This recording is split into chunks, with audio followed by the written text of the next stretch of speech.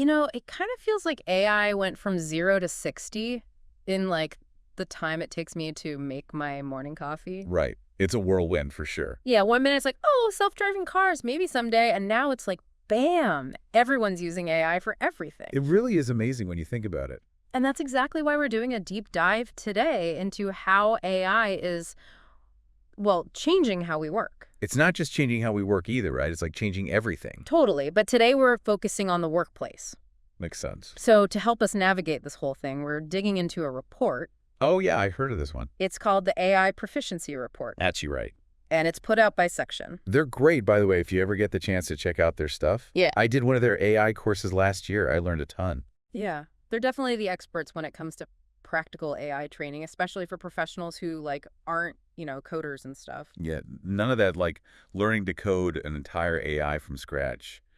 Just how to actually use the tools that are already out there. Exactly. And their report is really interesting because it's more than just like a survey. Yeah, they actually try to map out these different levels of AI proficiency in the workforce. It's kind of like they're saying, okay, where do you fall on the AI skills spectrum? And that's where it gets really interesting because it's not just about age or even like how tech savvy you are. Right. It's not like, oh, you're young, you must be good at AI. Or you work in tech, you must be an AI master. Yeah. The report actually found this group they call the AI class. Okay, I like this already. And these are the people who are absolutely crushing it with AI. Like they're using it to save tons of time, be more productive, all that good stuff. So it's like the A students of the AI world. Exactly. But here's the kicker. They're not all like tech geniuses or anything. Oh, really? Yeah, they're spread across all age groups, company sizes, industries, you name it. So it's not about who you are, but how you're using AI. Exactly. It's all about having the right approach and knowing how to leverage these tools effectively. Okay, so it's not about being like a tech wizard. It's about how you use the tools. Exactly. So like what does the AI class actually do that's so different? So the report actually found that the AI class, they're not using AI for everything. Okay. It's more about being strategic, Right. Not just replacing every task with a robot. Exactly. They're figuring out where AI can really make a difference, like where it can take over those tedious, repetitive things that eat up your time. So it's more about working smarter, not just more. 100%. They're all about maximizing efficiency.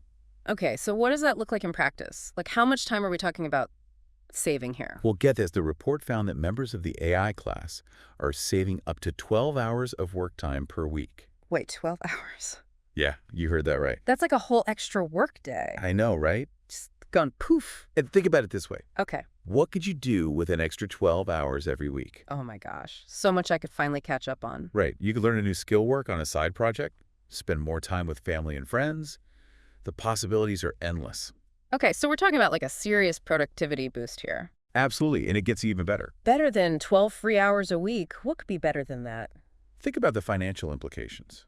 Okay. Yeah, that's true. Time is money and all that. Exactly. The report estimates that for a skilled professional, that kind of time saving could translate to tens of thousands of dollars per year in potential salary equivalent. Okay, you've officially got my attention. Now, I'm really curious about this AI class. I thought that might pique your interest. But let's be real, for a lot of us, even hearing these terms like LLM or prompting, it can feel kind of intimidating. Total. It's like, am I supposed to be fluent in robot language now to join this elite AI club? Right, like you need a special decoder ring or something. Exactly. But you know what? One of the best things about this report is that it actually addresses that head on. Oh, really? Okay, good. Yeah, they emphasize that it's not about being a tech genius. It's about mastering the basics. Okay, so like, what does that even mean, mastering the basics when it comes to AI? So like understanding what an LLM even is. Okay. And how to communicate with it effectively, how to give it clear instructions. So it's not about learning to code a whole AI from scratch. No, not at all. It's more like learning a new language. You wouldn't just start speaking random words, right? Hopefully not. You'd want to learn some basic grammar and vocabulary first. Okay, that makes sense. Right, so in the AI world, that grammar is the prompt. The prompt. Exactly. The prompt is basically the instruction you give to an AI tool, like let's say ChatGPT. So instead of just saying, write me a blog post. Which, let's be honest, I've totally done that. Oh, yeah, me too. Who hasn't? But instead of that, you'd want to be more specific. Like, write a 500-word blog post about the benefits of AI for project managers using a conversational tone and include 3 real-world examples. Okay, wow, that's way more specific. Right. And the more specific you are, the better the results you're going to get from the AI. So it's like giving directions. The clearer the instructions, the more likely you are to end up at the right destination. Exactly. And the report actually gives some great examples of good versus bad prompts. Mhm. I'm sure we can link to those in the show notes. Oh, yeah, that'd be awesome. Because trust me, even the AI class probably started out with some pretty rough drafts in their prompt history. Okay, that makes me feel a little better. We've all been there. So we're using AI every day. We're mastering our prompts. What's the next level up? Yeah. So we've talked about how to level up our own AI skills. But what about the company's role in all of this? Well, yeah, that's huge. Yeah. The report actually found a really strong connection between company support and AI proficiency. So if your company is providing you with good AI tools, training resources, that kind of thing. Exactly. Those things make a big difference.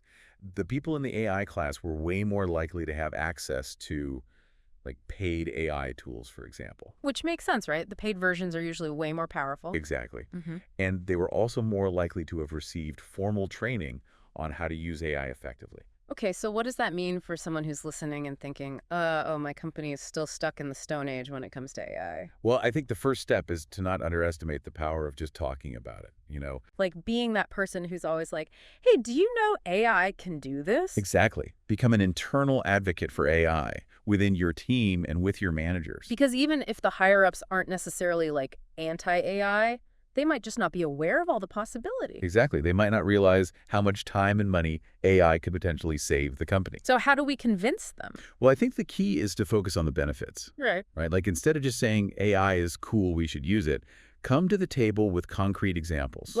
Hey, I used AI to automate this task and it saved me 10 hours this week. Exactly. Or I used AI to analyze this data and it uncovered these amazing insights that we never would have found otherwise. It's all about showing, not just telling. 100%. Yeah. And if your company isn't providing access to things like paid AI tools, don't be afraid to ask. Yeah, make your case. Yeah. Exactly. Highlight the limitations of the free versions and show them how a paid subscription could really boost productivity. And if all else fails, there's always the option of just investing in your own AI education, right? Absolutely. Yeah. There are so many great resources available, online courses, workshops, all sorts of stuff. It could give you a real competitive edge in the job market. For sure. And who knows, maybe you'll even inspire your company to up their AI game. Right. Be the change you want to see in the workplace. Exactly. Yeah. It's been so fascinating digging into this report with you. Yeah, this has been really interesting. I think one of the biggest takeaways for me is that this whole AI revolution, it's not about being left behind or becoming a tech whiz overnight. It's about adapting and evolving, right? Exactly. It's about figuring out how these tools can work for you in your specific job and your specific industry. 100%. Like we were saying earlier, the AI class, they're not all tech geniuses. They're just people who have figured out how to leverage AI effectively. And that's something we can all do. Absolutely. It just takes a little bit of curiosity and a willingness to experiment. Well said. So to everyone listening out there, we want to hear from you. Yeah, tell us about your AI journey. Are you part of the AI class already, or are you just starting to dip your toes in the water? What are your biggest challenges when it comes to using AI in the workplace? Share your wins, your fails, your funny AI moments. We'd love to hear it all. You can find us on all the socials. Just search for The Deep Dive. Until next time, keep exploring the amazing world of AI.